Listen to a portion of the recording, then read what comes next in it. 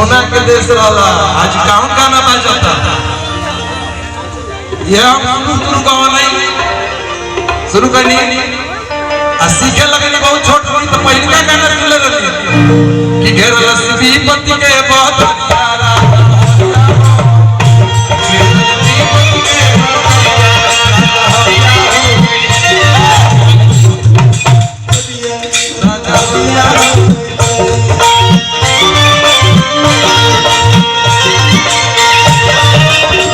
पहले रहुए सरकार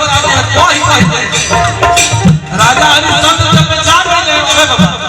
बेचा गए तो मामा कहला कि सरकार ना हो कहां को रखे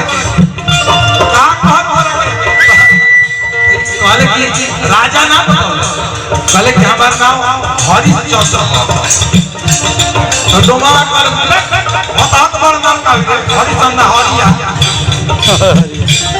कुछ लोग आइए हम ये भोजपुरी में गावत नहीं है परलीपी पति के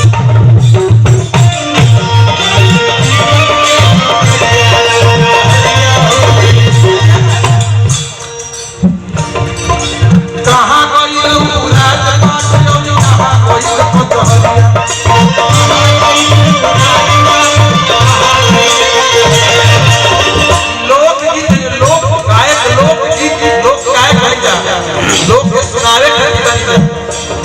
ये बात ना गाना बजाना से आदमी कुर्सी बोल दिया ये दिखा बनाऊं खोलो तो ऐसे ही ये प्रोग्राम से पति जी की आराम से कहां गई राजपाट जो कहां गई ये कहां गई थोड़ा सा मीठ पकड़ ढोल ढोल डुमावा ढोले थोरिया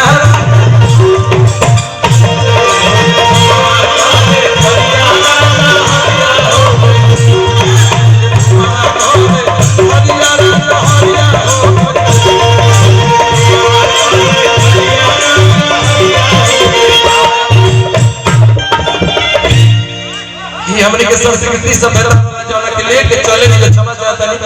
अब गुरुदेव के बाद सनातन टोन बना दी साउंड वाला भैया